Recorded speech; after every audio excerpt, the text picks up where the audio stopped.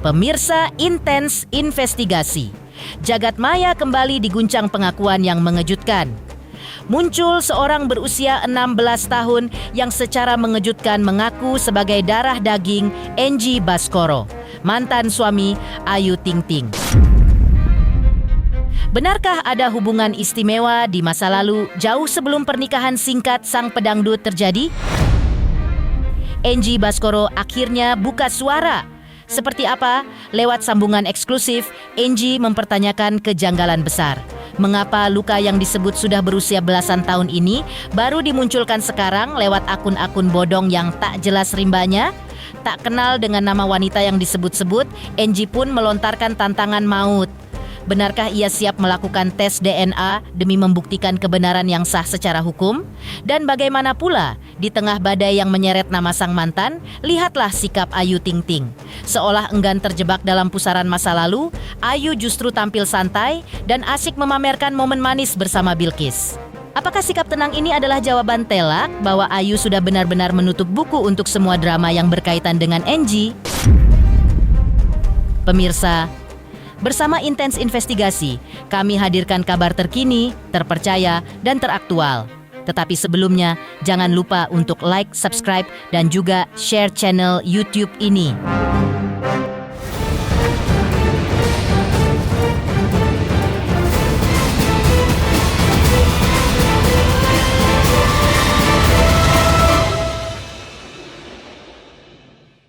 Sekarang saya nggak kenal, saya nggak tahu, tiba-tiba mau ketemu tuh mau ngapain ya?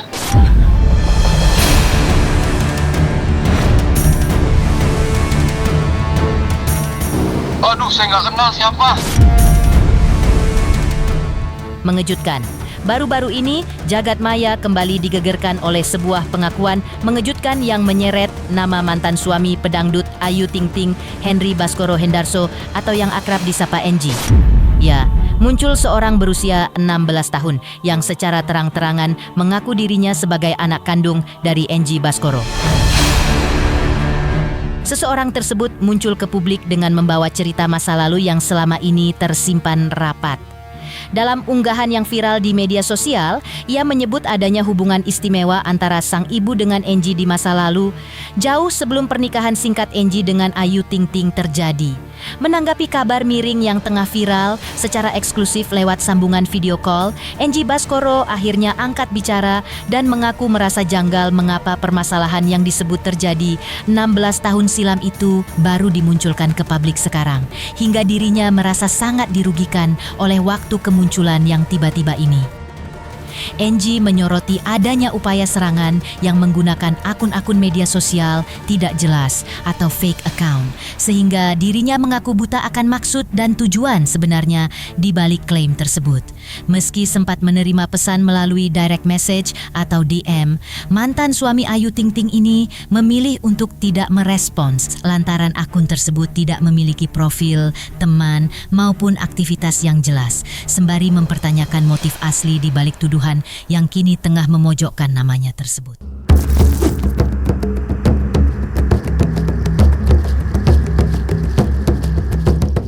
Ya intinya sih merasa dirugikan atau merasa ini sama saya munculnya baru sekarang gitu loh. Ya saya nggak tahu ya Mas ya, namanya katanya 16 tahun yang lalu. 16 tahun yang lalu itu kapan ya? Saya juga udah lupa Mas. Sekarang saya nggak kenal, saya nggak tahu, tiba-tiba mau ketemu tuh mau ngapain ya? Tak hanya merasa janggal dengan kemunculan isu yang tiba-tiba, Enji pun secara tegas menyatakan bahwa dirinya sama sekali tidak mengenal wanita bernama Retno yang disebut-sebut dalam kabar viral tersebut. Terkait klaim keberadaan sang anak, Enji menantang pihak yang bersangkutan untuk tidak sekadar bicara di media sosial, melainkan berani datang membawa bukti-bukti yang sah secara hukum, seperti dokumen pendukung atau melakukan tes DNA untuk membuktikan kebenaran klaim mereka. Bagi Enji, pembuktian secara medis dan legal jauh lebih penting daripada sekadar lemparan isu di jagat maya yang kini justru menyudutkan namanya tanpa landasan bukti yang kuat. Aduh, saya nggak kenal siapa. Kecuali emang dari akun yang jelas dia memposting itu ya nggak apa-apa. Ini ada sempat DM saya juga. Oh gitu, bilang gimana? Cuman pas saya lihat, ya cuman saya lihat akunnya temennya nggak ada, apa-apa nggak ada. Jadi ya nggak apa-apa lah. Mungkin ini kali lagi Ujian. puasa kali ya. Ya dia bilang kenal nggak sama ibu saya, namanya siapa, Retno siapa gitu. Aduh, saya nggak ngerasa pernah kenal gitu loh. Apa saya lupa, saya nggak tahu juga. Tapi pas saya lihat ya akunnya begitu ya. Menanggapi label tidak bertanggung jawab yang kembali disematkan kepadanya, Angie mengaku sudah terbiasa dengan stigma negatif dari masa lalunya dan memilih untuk pasrah terhadap penilaian publik karena merasa citranya akan selalu dianggap buruk di mata orang lain. Meski sempat dikirimi pesan singkat melalui media sosial yang ia pertanyakan keabsahannya lantaran berasal dari akun bodong tak aktif, Angie memilih untuk tetap tenang dan tidak terlalu ambil pusing dengan simpang siur kabar yang beredar. Di tengah hantaman isu yang menyudutkan namanya tersebut, Angie mengaku bersyukur masih bisa menjalankan ibadah puasa dengan khidmat dan lebih memilih fokus pada ketenangan batinnya di bulan suci ini ketimbang menanggapi polemik yang tak berujung. Ya intinya kalau emang dia merasa anak saya atau merasa ini ya cukup bawa bukti-bukti atau apa, pasti saya temuin. Dampaknya apa ya? Udah biasa sih saya mah. Ya yang begini-begini mah udahlah. Toh kita juga ini apalah udah, mau apa lagi kan. Nah kalau itu apa ya, saya itu ya gimana ini orang lah. Kalau emang ini ya saya kenal boleh. Yang udah kan ya pada begitu ya, maksudnya pasti jelek ya, udah mau kayak gimana lagi ya kan. Sih pada intinya ya kalau emang merasa seperti itu dengan bukti yang ada, ya ada Om Denny, nanti Om Denny yang nyelesain untuk urusan segala macamnya nanti. Semuanya tuh saya serahin sama Om Denny. Mendengar kabar yang kian menyudutkan sang sahabat, Denny, sahabat Angie pun pasang badan dan mempertanyakan kejanggalan di balik klaim yang baru muncul setelah belasan tahun berlalu, seraya merasa heran mengapa jika penderitaan tersebut sudah terjadi selama 16 tahun, pihak orang tua sang wanita tidak mendatangi Angie secara langsung sejak dulu. Denny menilai fenomena ini tak lebih dari sekadar upaya penggiringan opini publik yang buruk, sekaligus menegaskan bahwa korban sebenarnya dalam polemik ini adalah anak-anak Angie, termasuk Bilkis, yang harus ikut menderita saat membaca berita negatif mengenai sosok ayahnya.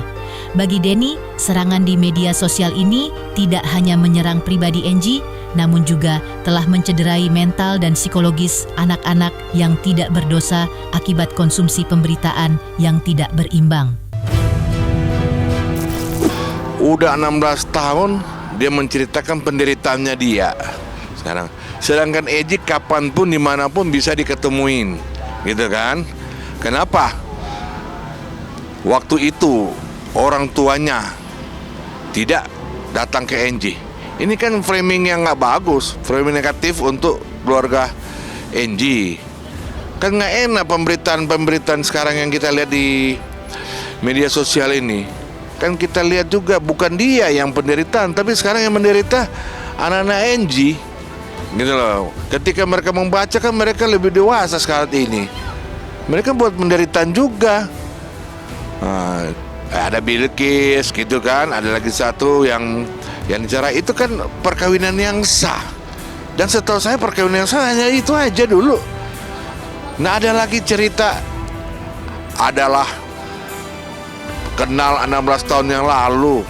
Nah, kalau 16 tahun yang lalu kan kita mikir siapa ini? Angie kenal nggak?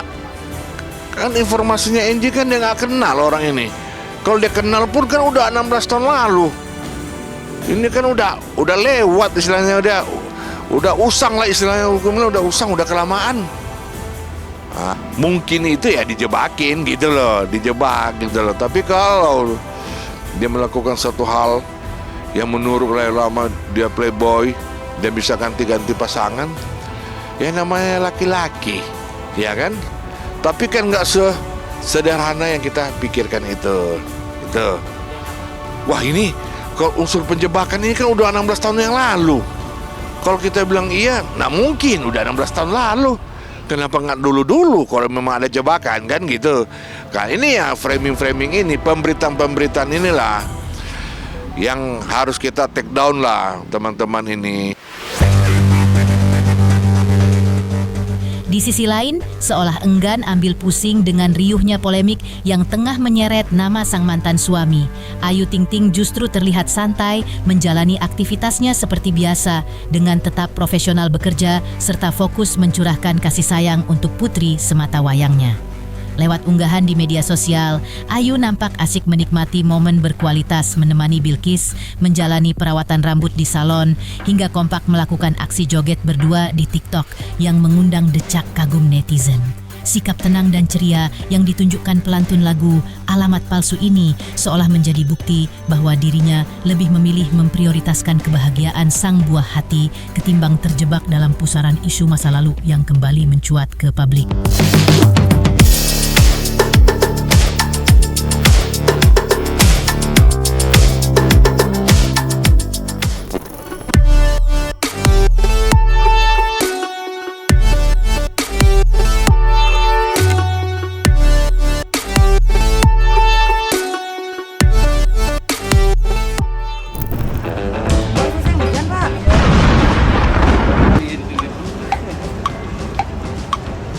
Mani yang lagi, Grinis.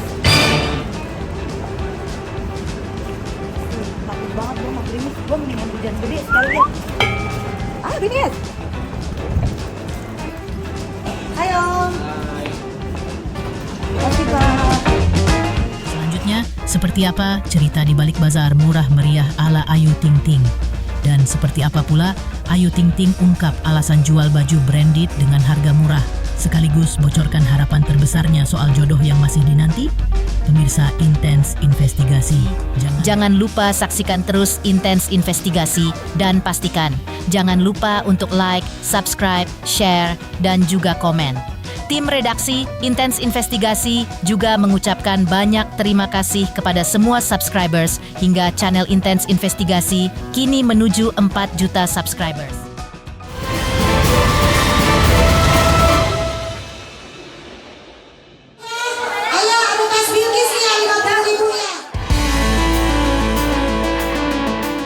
Lain kisah, sejenak beralih dari keriuhan isu yang beredar, Ayu Ting Ting justru terlihat sibuk menggelar bazar baju pribadi miliknya dan keluarga yang sukses diserbu ratusan pembeli sejak pagi hari. Momen ramai dan penuh sesak pun terekam saat para penggemar hingga warga sekitar antusias berburu pakaian layak pakai milik sang pedangdut yang dibanderol dengan harga sangat miring. Turun langsung melayani para pembeli, Ayu Ting Ting pun menjelaskan bahwa koleksi yang ia jual sangat beragam, mulai dari pakaian harian hingga baju bermerek yang pernah ia kenakan, semuanya dilepas dengan harga murah meriah agar bisa memberikan manfaat bagi orang lain.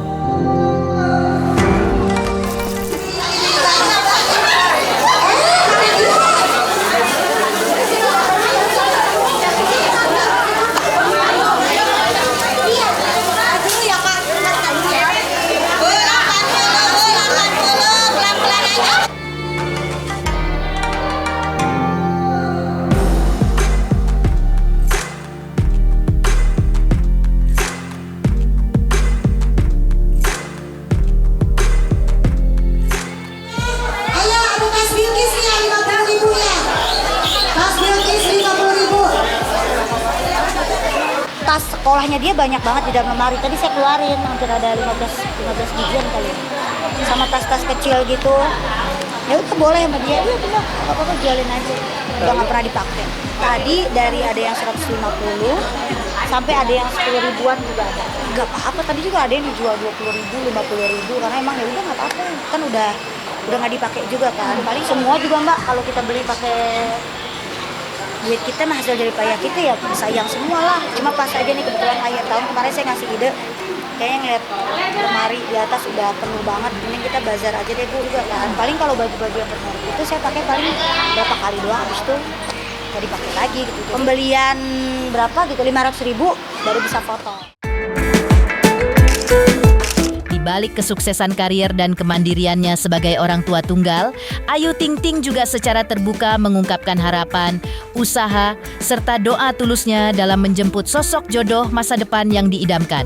Baginya, setiap langkah yang ia jalani saat ini selalu disertai dengan ikhtiar untuk menjadi pribadi yang lebih baik, sembari tetap memasrahkan takdir asmaranya sepenuhnya kepada Sang Pencipta. Dengan penuh kerendahan hati, Ayu menuturkan bahwa dirinya tak pernah berhenti mengetuk pintu langit agar kelak dipertemukan dengan pria yang tidak hanya tulus menyayanginya, namun juga mampu menjadi pelindung serta figur ayah yang baik bagi putri tercintanya, Bilqis. Ya apa ya Mas, ya berdoa tetap, meminta tetap sama Allah. Cuma kan kembali lagi ya, semua Allah yang menentukan. Jodoh semuanya kan kita nggak pernah tahu kan. Ya nanti kalau misalnya ada jodoh juga pasti kita lihat. Sukses boyong keluarga besar liburan mewah. Seperti apa Ayah Ojak ungkap rasa syukur atas tumbuh kembang cucu-cucunya? Namun benarkah kebahagiaan itu akan makin lengkap jika Ayu Ting Ting segera naik pelaminan? Pemirsa Intens Investigasi, jangan lupa saksikan terus Intens Investigasi dan pastikan jangan lupa untuk like, subscribe, share, dan juga komen.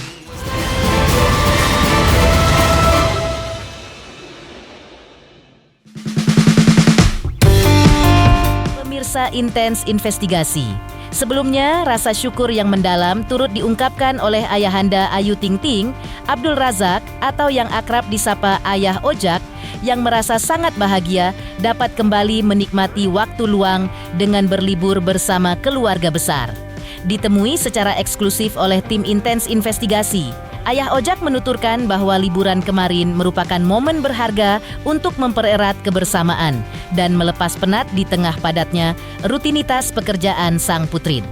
Tak hanya menceritakan keseruan selama perjalanan, pria yang dikenal selalu ceria ini juga dengan bangga membagikan perkembangan terbaru dari cucu tercintanya, Bilqis, serta cucu-cucunya yang lain yang kini tumbuh semakin pintar dan menggemaskan, yang juga menjadi pelengkap kebahagiaan di masa tuanya.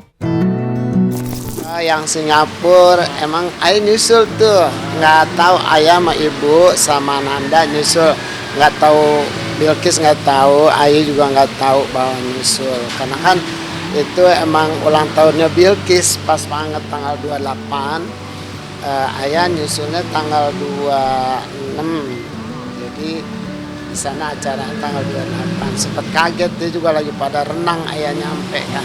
Emang awal-awalnya Bilqis juga maunya kalau di sana kan banyak yang naik-naikan itu tuh halilintar apa yang tinggi banget, dia milih ke sana. Ya udah kata bundanya, oke deh, pas banget liburan sekolah juga, terus nggak terlalu jauh juga kan, Siva juga kan lagi hamil kan, jadi kebetulan banget, alhamdulillah nggak terlalu jauh, maksudnya di Singapura.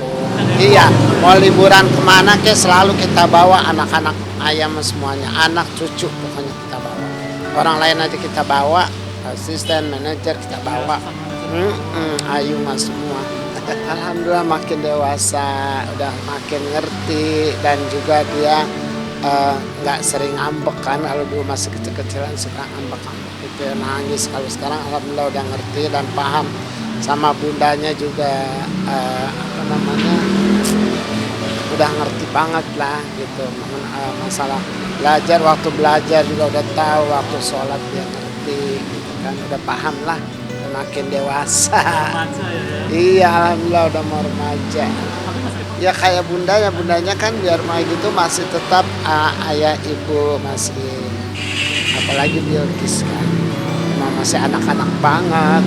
Dan dia udah mau 12 tahun, mau SMP kan sebentar lagi. Pemirsa Intens Investigasi, jangan lupa saksikan terus Intens Investigasi dan pastikan jangan lupa untuk like, subscribe, share, dan juga komen.